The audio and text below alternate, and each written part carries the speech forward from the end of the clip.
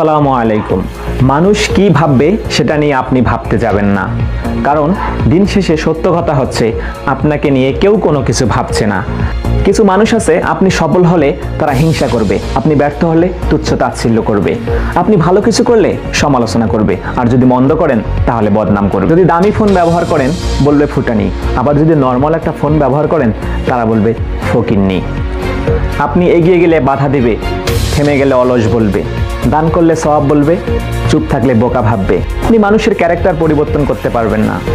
আপনি নিজে পরিবর্তন হন, আপনার চিন্তাকে পরিবর্তন করুন, তাহলে দেখবেন কোনো মানুষের সমালোচনা আপনাকে পেছনে টেনে ধরবে না।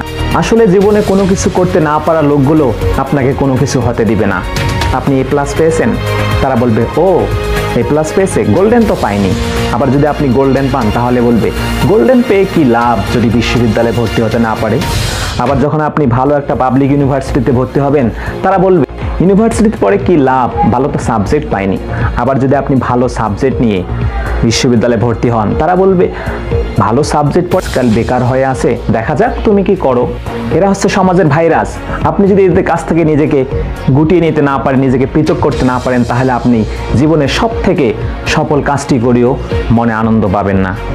মানুষকে সম্মান করুন যে যতটুকু পাওয়ার যোগ্য, কিন্তু সবাইকে পাত্তা দেবেন না।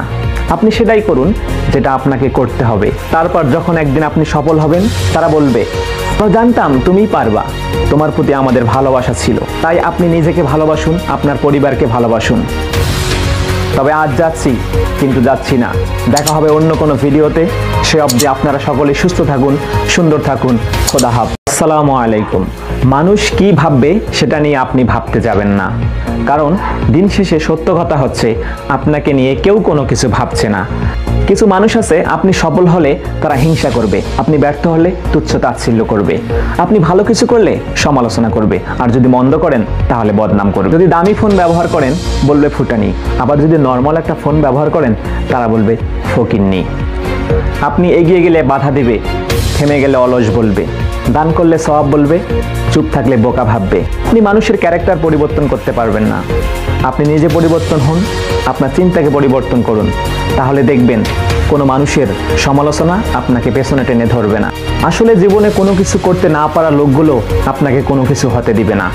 আপনি এ প্লাস পেয়েছেন, তারা বলবে ও এ প্লাস পেয়েছে, গোল্ডেন তো পায়নি।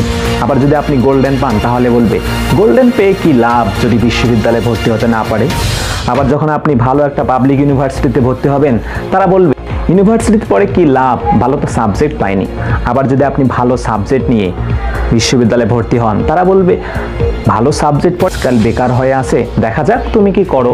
এরা হচ্ছে সমাজের ভাইরাস। আপনি যদি এদের কাছ থেকে নিজেকে গুটিয়ে নিতে না পারেন, নিজেকে পৃথক করতে না পারেন, তাহলে আপনি জীবনের সব থেকে সফল কাজটি করেও মনে আনন্দ পাবেন না। মানুষকে সম্মান করুন যে যতটুকু পাওয়ার যোগ্য, কিন্তু সবাইকে পাত্তা দেবেন না।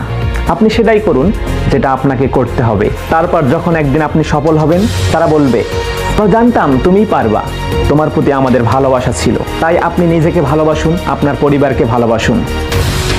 তবে আজ যাচ্ছি, কিন্তু যাচ্ছি না। দেখা হবে অন্য কোনো ভিডিওতে। সে অবধি আপনারা সকলে সুস্থ থাকুন, সুন্দর থাকুন। খোদা হাফেজ।